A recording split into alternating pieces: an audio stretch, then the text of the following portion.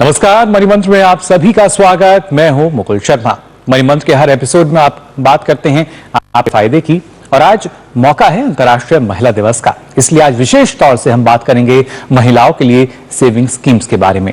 कैसे महिलाएं आर्थिक रूप से सशक्त हो रही हैं, कैसे सरकार की नीतियों के चलते आत्मनिर्भरता को बढ़ावा मिल रहा है, और कैसे बचत की अलग अलग योजनाओं के जरिए जो लाभ है वो महिलाओं को मिल रहा है। तो आइए शुरुआत करते हैं आज के कार्यक्रम की।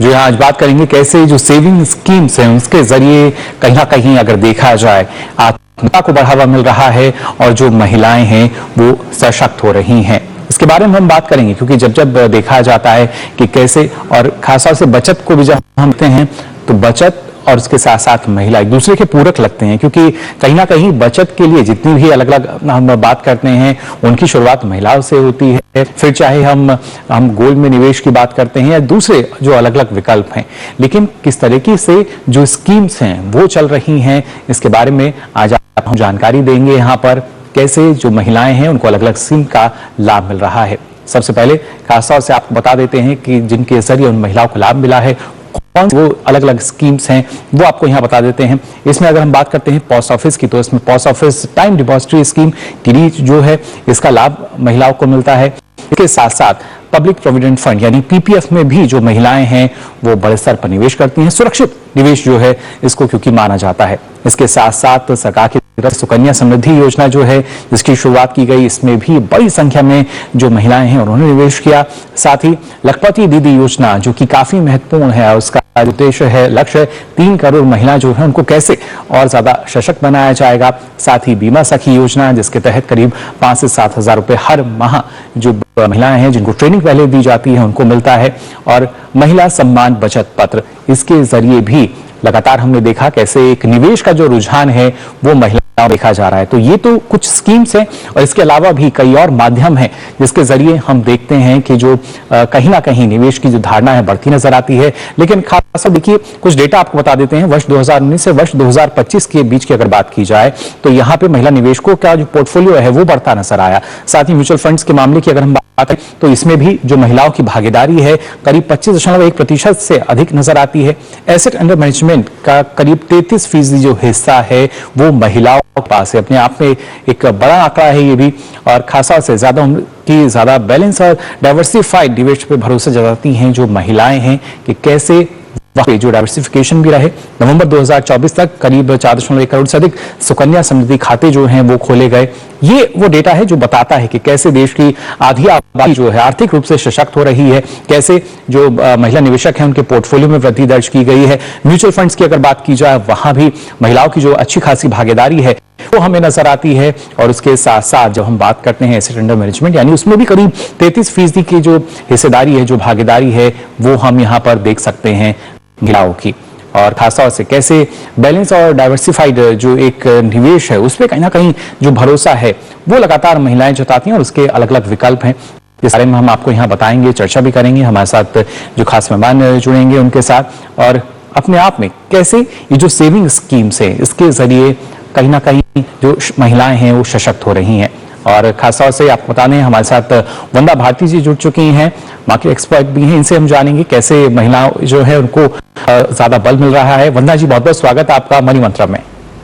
नमस्ते सर, आपको और दर्शकों को महिला दिवस की बहुत बहुत शुभकामनाएं। जी आपको भी, और जैसा हमने दर्शकों को बताया कि खासतौर से क्योंकि अंतर्राष्ट्रीय महिला दिवस है उस पर विशेष तौर पर हम महिलाओं की यहाँ बात कर रहे हैं। और वंदा जी, शायद ये कहना गलत नहीं होगा कि जब हम बचत की बात करते हैं तो बचत और उसके साथ साथ महिलाएं जो हैं एक दूसरे का पूरक नजर आती हैं। एक जो उद्देश्य है वो बचत का शुरू हो जाता है, और कहीं ना कहीं जब हम कहते हैं कि हमने अच्छी खासी बचत की है, सेविंग की है, तो वो एक अवधारणा जो है उसकी शुरुआत कहीं ना कहीं महिलाओं से ही होती है। जी बिल्कुल सही कहा आपने मुकुल जी। कितना भी क्राइसिस का टाइम हो, अगर आप घर में भी पूछेंगे कोई क्राइसिस का टाइम आ गया तो वो कहीं ना कहीं से आपको अपने बचत का कुछ हिस्सा जरूर देंगे कि ये मैंने बचा के रखा था, ये अब काम आएगा। और ये हम लोगों ने इकोनॉमी में भी आता हुआ देखा। काफी सारा डेटा जो है इसकी तरफ इशारा कर रहा है। अगर आप देखें, रिसेंट एक डेटा आया है, पहले 19% महिलाएं लोन लेती थी, अब 36% महिलाएं जो है वो लोन ले रही हैं। इसके पीछे कारण ये नहीं है कि कोई इकोनॉमिक क्राइसिस आया है, वो सशक्त हो रही हैं, वो होम लोन ले रही हैं, वो बिजनेस लोन ले रही हैं। और एक रिपोर्ट भी, सर्वे भी यहाँ पे आई है, जो क्रेडिट होती है वो महिलाओं में ज्यादा आती है होती है, यानी कि लोन का जो रीपेमेंट है as compare to male female यहाँ पे ज्यादा बढ़िया से कर रही हैं। तो मेरे ख्याल से ये जो डेटा है अपने आप में सशक्तिकरण और उनके जो सेविंग्स हैं उनके वो बड़े सहज ढंग से और बड़े सुरक्षित जगह वो निवेश करती हैं ताकि उनको रिटर्न भी अच्छा मिले और वो निवेश सुरक्षित रहे। तो मेरे ख्याल से इन सब चीजों की वजह से अवेयरनेस बढ़ रही है, गवर्नमेंट सपोर्ट बहुत ज्यादा है।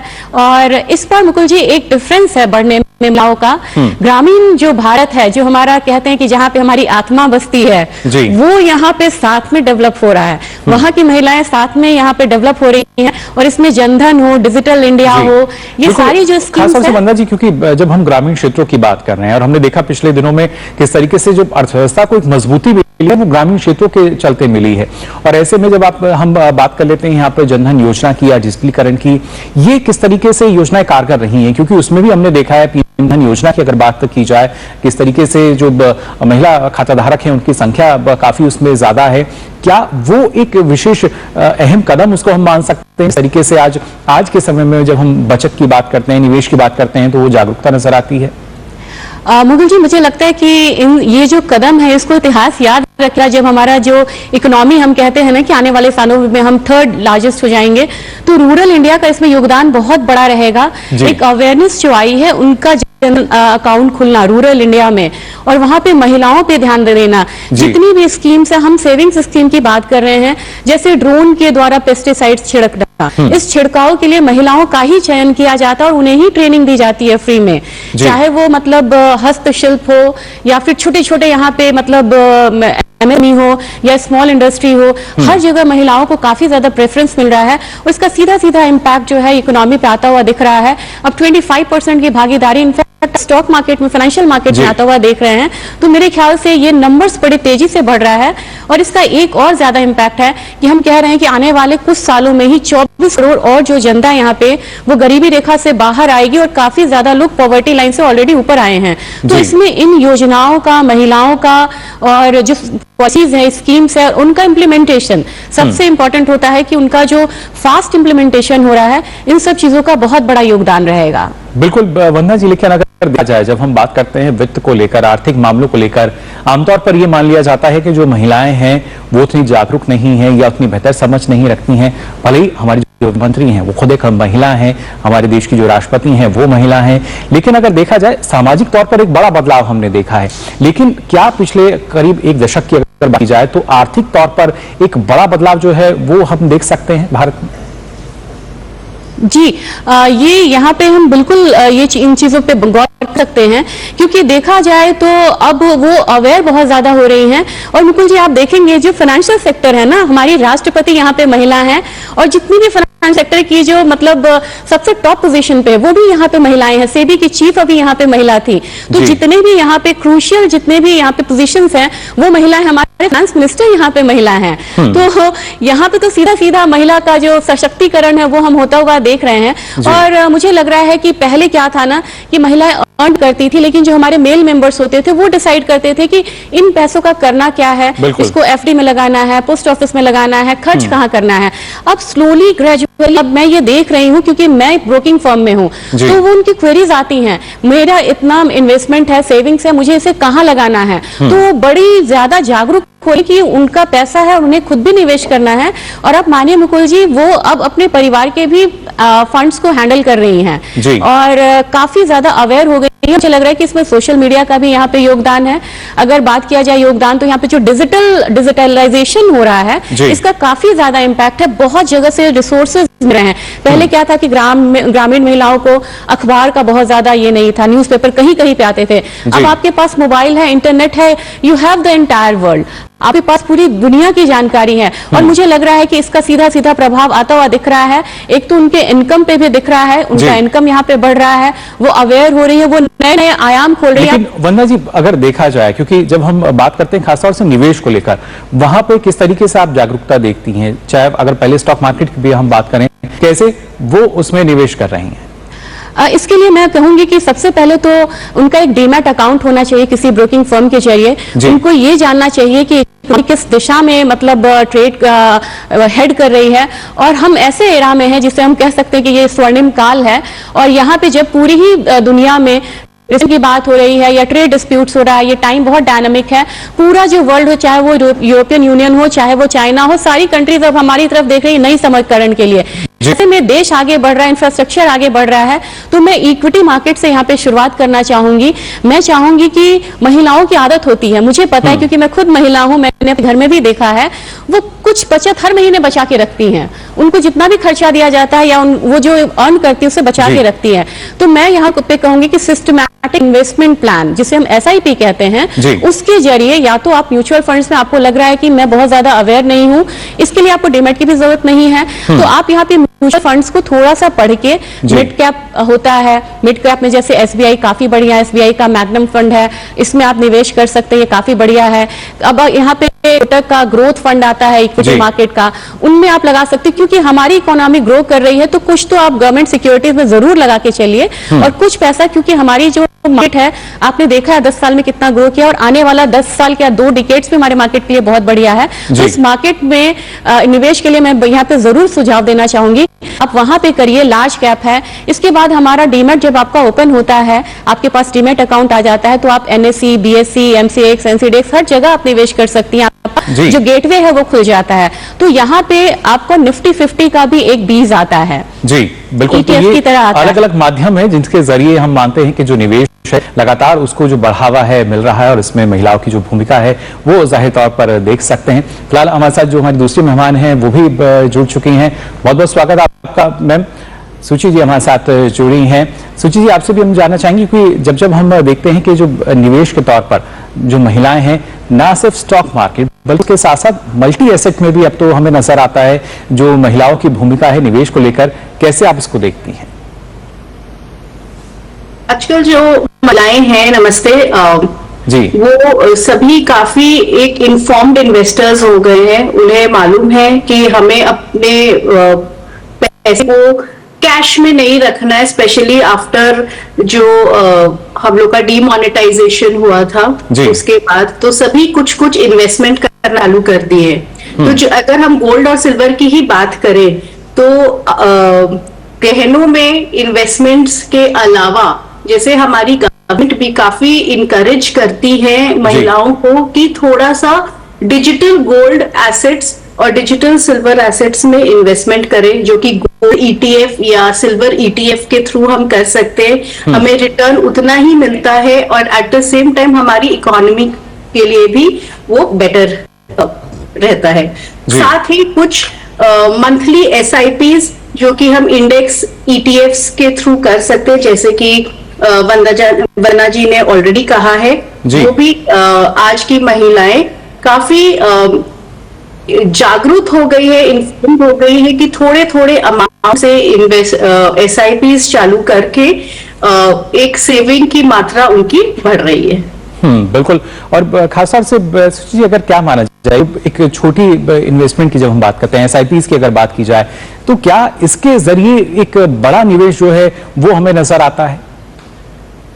जी, बूंद बूंद से जैसे कि घड़ा भरता है, तो अगर हम हर महीने भी कुछ एक अमाउंट 1000 रुपए जितना छोटा अमाउंट भी अगर जमा कर करके अगर हम सिस्टमैटिकली इन्वेस्टमेंट करें म्यूचुअल फंड्स में और एक डाइवर्सिफाइड इन्वेस्टमेंट करें, जैसे कि कुछ अमाउंट है जो डेट एसेट क्लासेस में रहेगा, कुछ इक्विटी जो रिस्की एसेट क्लास है उसमें भी रहेगा जी। तो उस तरीके से अगर हम हर महीने SIPs करें तो ग्रेजुअली जो हमारा लॉन्ग टर्म इन्वेस्टमेंट्स हैं वो एक कंसिडरेबल एक अच्छी अमाउंट बन जाती है, और जिससे कि financial awareness and financial goals जो महिलाएं हैं उनको अचीव करने में इजी होती है। जी बिल्कुल। और किस तरीके से और ज्यादा सरल माध्यम जो हैं वो महिलाओं के पास हैं जब हम सेविंग की बात करते हैं, ये आप दोनों से मैं यहाँ आगे भी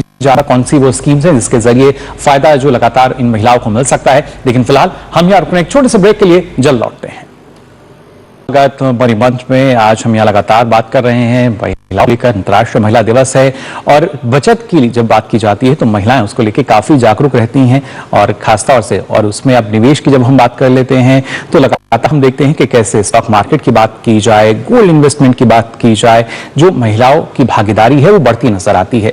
सरकार की कई ऐसी योजनाएं हैं जिसके जरिए हम देखते हैं कि कैसे जो महिलाएं हैं आत्मनिर्भर हो रही हैं, सशक्त हो रही हैं और उन तमाम योजनाओं का जो फायदा है वो लगातार महिलाओं को मिल रहा है। फिर चाहे पोस्ट ऑफिस की जो सेविंग स्कीम है उनकी बात की जाए या हम पीपीएफ अकाउंट की बात करें, इसके चलते अलग अलग जो योजनाएं हैं, सुकन्या समृद्धि योजनाएं हैं या महिला सम्मान की जब बात की जाती है, महिला सम्मान सर्टिफिकेट्स हैं, अलग अलग ऐसी योजनाएं हैं जिनका लाभ लगातार महिलाओं को मिल रहा है। हमारे साथ दो खास मेहमान जो हैं वो जुड़ी हुई हैं। यहाँ वंदना जी, आपका रुख मैं करना चाहूंगा, किस तरीके से जब हम स्कीम्स के बारे में अगर चाहते हैं, एक महिला जो कि निवेश करना चाहती हैं, कैसे वो शुरुआत कर सकती हैं? मुझे लग रहा है कि यहाँ पे काफी सारी स्कीम्स है। पहले देखना होता है कि आपकी रिक्वायरमेंट क्या कर, आपको टैक्स सेविंग करना है या फिर बहुत सारी महिलाएं हैं जो जिनको पेंशन्स नहीं मिलते हैं, तो मुझे लगता है कि एनपीएस एक बहुत बढ़िया है पेंशन स्कीम। इसमें आप कर सकते हैं, ये टैक्स फ्री भी है, टैक्स सेविंग इससे आपको मिलेगी। तो दो चीजें होती है, एक तो आप अपने मतलब जो ओल्ड एज को आप यहाँ पे सिक्योर कर रहे हैं, सेव कर रहे हैं और आपको टैक्स सेविंग भी मिलती है। मुझे फिर बहुत अच्छा लगता है कि एक तो समय आता है जब हम होम लोन लेते हैं या फिर बिजनेस ओपन करने का सोचते हैं, फिर बच्चों की पढ़ाई होती है, शादी होती है, तो सुकन्या समृद्धि स्कीम भी मुझे लग रहा है कि काफी बढ़िया है, काफी भागीदारी इसमें बढ़ी है। मेरे ख्याल से 4 करोड़ से ज्यादा इसमें अकाउंट है, तो वो भी यहाँ पे टैक्स फ्री है। तो ये जो स्कीम्स हैं, ये स्कीम्स एक तो टैक्स सेविंग भी होती है, आपको रिटर्न भी दे रहा है, सेफ गार्ड भी कर रहा है। तो ये सारी स्कीम्स में छोटा छोटा अमाउंट ही लेकिन लगा के चलना चाहिए और आने वाले 18 साल 20 साल में काफी बड़ा अमाउंट पूल होता है और तब हमें पता चलता है कि हमने धीरे धीरे करके इतना बड़ा अमाउंट जो है वो यहाँ पे पूल कर लिया और वो आगे आपको फ्यूचर में बहुत काम आता है। जी बिल्कुल। और खासतौर से सूची अगर देखा जाए, जो हमारा वित्तीय लक्ष्य है उसको ध्यान में रख के हम लगातार निवेश करते हैं, लेकिन महिलाओं के लिए जो लॉन्ग टर्म इन्वेस्टमेंट है उसके मुकाबले क्या वो शॉर्ट टर्म पे ज्यादा हमें उनकी जो अगर कहा जाए उनकी भागीदारी नजर आती है? एक्चुअली आजकल की जो महिलाएं हैं वो दोनों ही लॉन्ग टर्म और शॉर्ट टर्म फाइनेंशियल गोल्स के हिसाब से वो लोग को इन्वेस्टमेंट अपना करना चाहिए, निवेश करना चाहिए। एंड मुझे लगता है कि सबसे आसान तरीका ये है कि आप 2 अलग अलग डीमैट अकाउंट बना के रखें, जहां एक आपकी लॉन्ग टर्म इन्वेस्टमेंट्स और फाइनेंशियल गोल के हिसाब से आप निवेश करें, जैसे कि उस पे आप म्यूचुअल फंड, गोल्ड, सिल्वर और आपके कांस्टेंट जो SIPs हैं वो, और जो आपके कोर इन्वेस्टमेंट मतलब जो स्टॉक्स, जो शेयर्स से आपको ये समझ में आता है कि जिसमें आपको ये लगता है कि एक लॉन्ग टर्म कंसिस्टेंट ग्रोथ वो शेयर देगा इन टर्म्स ऑफ डिविडेंड और जिसकी बिजनेस कंसिस्टेंटली ग्रो होगी। तो जैसे कि जो हमारी ब्लू चिप कंपनीज है, एक SBI बैंक हो गया, HDFC बैंक हो गया और भी ऐसे रिलायंस है और ऐसे काफी बहुत सारे कंपनीज हैं। तो कुछ एक लॉन्ग टर्म इन्वेस्टमेंट्स के लिए एक अलग अकाउंट हो और अगर शॉर्ट टर्म इन्वेस्टमेंट्स करना हो तो वो जो करंट बाजार में जो न्यूज फ्लो है और काफी इकोनॉमिक फैक्टर्स हैं, बजट की पॉलिसीज हैं और मोमेंटम जिसके कारण आया है, FII फ्लोज है, तो वो सब काफी फैक्टर्स हैं जो शॉर्ट टर्म मार्केट्स को और इन्वेस्टमेंट्स को प्रभावित करते हैं और उन चीजों को ध्यान में रख के आज के दिन महिलाएं शॉर्ट टर्म इन्वेस्टमेंट्स की ओर ध्यान दे सकते हैं। जी बिल्कुल। और खासतौर से वंदना जी, अगर देखा जाए जो मान लिया जाता है जो वर्किंग वुमेन्स हैं वो शायद ज्यादा निवेश पे ज्यादा ध्यान देती हैं, लेकिन जो खासतौर से गृहिणी हैं, हाउसवाइफ्स हैं या शुरुआती तौर पे अगर हम देखा जाए जो कॉलेज जाती हैं लड़कियां, उनके नजरिए से अगर देखा जाए तो वहां पे कैसे शुरुआत की जा सकती है और उनके लिए क्या कुछ योजना का उनको लाभ मिल सकता है या मार्केट में कैसे एक शुरुआत तौर की जाए? मुझे लग रहा है कि 2 प्रोडक्ट्स अभी काफी बढ़िया यहाँ पे आए हैं। एक तो है कि वो पहले तो स्टडी करें मार्केट को सबसे पहले, क्योंकि स्टूडेंट्स हैं, उन्हें पढ़ने की क्षमता बहुत होती है, ग्रास्पिंग पावर होता है, वो मार्केट इकोनॉमी को यहाँ पे स्टडी कर सकते हैं और वो बहुत डायनामिक टाइम में है जब इकोनॉमी इतनी ज्यादा ग्रो कर रही है। कुछ छोटे छोटे, जैसे कि यहाँ पे सुशी जी बता रही थी कि गोल्ड और silver ETF, in fact pocket money से वो यहाँ पे निवेश कर सकते हैं। उनके पास अगर डीमैट अकाउंट है तो अगर वो एक गोल्ड और सिल्वर में यहाँ पे निवेश करना चाहेंगे तो विश्वास ही नहीं होगा, गोल्ड में अभी एक ऐसा ही ETF का यूनिट आपको 70 रुपीज में मिल रहा है जी। अगर सिल्वर की बात की जाए तो वो आपको 90 रुपीज में आपको एक यूनिट मिल रहा है। तो हम ये भी नहीं कह सकते कि हमारे पास बहुत बड़ा अमाउंट नहीं है, हम यहाँ पे कैसे निवेश करें। तो आप छोटे छोटे अमाउंट से कर सकते हैं। साथ में कुछ में गवर्नमेंट स्कीम्स ही काफी बढ़िया, उसमें भी आप यहाँ पे डाल के चल सकते हैं। थोड़ा सा यहाँ पे आपको अवेयर रहना पड़ेगा, क्योंकि मार्केट में अपसाइड डाउनसाइड दोनों है। शॉर्ट टर्म है तो आपको एक सेफ गार्ड होके भी चलना है। और तीसरी चीज ये है कि अगर आपके पास मेडिक्लेम या इंश्योरेंस नहीं है, अगर आप वर्किंग नहीं है, आपको वो कवर नहीं मिल रहा है, हस्बैंड के थ्रू भी आपको वो कवर नहीं मिल रहा है, तो मैं यहाँ पे कहूंगी कि निवेश के साथ साथ आप ये काउंटर को भी बिल्कुल इग्नोर ना करें और इसको भी करके चले। अगर मेडिक्लेम नहीं है तो आप अर्ली एज में यहाँ पे ले, एक इंश्योरेंस को भी यहाँ पे आप मेंटेन करके चले, जो कि आपको अनप्रेडिक्टेबल टाइम में आपको हेल्प करेगा और सेफ रखेगा जब आप दूसरी तरीके से आप डिस्ट्रेस होते हैं। बिल्कुल, यानी देखिए जो निवेश है वो तो सुरक्षित हो, लेकिन कैसे आपके लिए और जो भविष्य है उसको सुरक्षित कर सकते हैं। सुनी, आप भी इस बात से सहमत होंगी? जी एकदम, क्योंकि सुरक्षित भविष्य जो है उसी के लिए लगातार हम देखते हैं जो छोटी छोटी बचत हैं वो की जाती है, निवेश किया जाता है। लेकिन ये बेहद जरूरी कि ना सिर्फ आज बल्कि जो आने वाला कल है उसके बारे में भी सोचकर हम निवेश करें। मुझे एक चीज और ऐड करना है, यहाँ पे बताना चाहूंगी सभी दर्शकों को कि शेयर बाजार में भी या म्यूचुअल फंड में भी कई बार ऐसा होता है कि हम किसी की बात सुन के निवेश कर लेते हैं कि हम अपने दोस्त यार से पूछते हैं कि किसमें इन्वेस्टमेंट करें। बट सबसे लाभदायक इन्वेस्टमेंट्स वो होते हैं जो हम खुद समझ के करें, और उस समझ के लिए हमें कोई बहुत ज्यादा पढ़ाई करने की आवश्यकता नहीं है। सिंपल कॉमन सेंस है। अगर हम रोज अखबार पढ़ के एक बेसिक कि हमारे आसपास क्या हो रहा है वो भी सकते, तो वो भी उसी से हमें एक अच्छा निवेशक की आइडिया मिल सकती है। से फॉर एग्जाम्पल आज की जो यूथ है, जो स्टूडेंट्स है, वो हर दिन जोमेटो से खाना ऑर्डर करते हैं। एक एग्जाम्पल के तौर पे बता रही हूँ। तो उन्हें आसपास देख के समझ में आ रहा है कि कितना नंबर ऑफ ऑर्डर्स हम एक जोमेटो में प्लेस कर रहे हैं। तो निवेश उस शेयर में कर सकते हैं, उन कंपनियों में कर सकते हैं जिसका बिजनेस आप समझ सके। जो बिजनेस आपको समझ में आएगा, उस जो बिजनेस आपको आसपास दिखेगी, जो कॉमन सेंस है, उसमें अगर आप निवेश करें, एक इन्फॉर्म्ड इन्वेस्टमेंट करें, तो वो आपको लॉन्ग टर्म में आपके लिए लाभदायक होगा। बिल्कुल, यानी एक वित्तीय अनुशासन जो है उसका हमें ख्याल रखना होगा और साथ ही साथ जो बचत है उसको एक आदत के तौर पर हमें ढालना होगा, जिससे हमारा जो आने वाला कल है, जो भविष्य है, वो सुरक्षित रहे और बेहतर तरीके से हम एक सुरक्षित माध्यम के जरिए निवेश कर सकें। फिलहाल वंदना जी और सुची जी, आप दोनों का बहुत बहुत शुक्रिया हमारे साथ इस चर्चा में जुड़ने के लिए। तो जाना आपने तरीके से अगर बात की जाए महिलाओं के लिए अलग अलग सेविंग स्कीम्स जो हैं वो उपलब्ध हैं, लेकिन साथ ही साथ हमें इस बात पे ध्यान देना होगा कि वो कितनी सुरक्षित हैं और किसी भी विकल्प का आप चयन करें तो उसकी जो प्रामाणिकता है वो जरूर आप जांच लें। फिलहाल वक्त हो चला आपसे विदा लेने का, लेकिन उससे पहले आपको बता दें आपका कोई सवाल है अगर तो आप हमें ईमेल कर सकते हैं। मेल आईडी है moneymantra@ddnews.gmail.com। हम इंतजार रहेगा आपके सवालों का। फिलहाल के लिए आज मनी मंत्रा में बस इतना ही। दीजिए अनुमति। नमस्कार।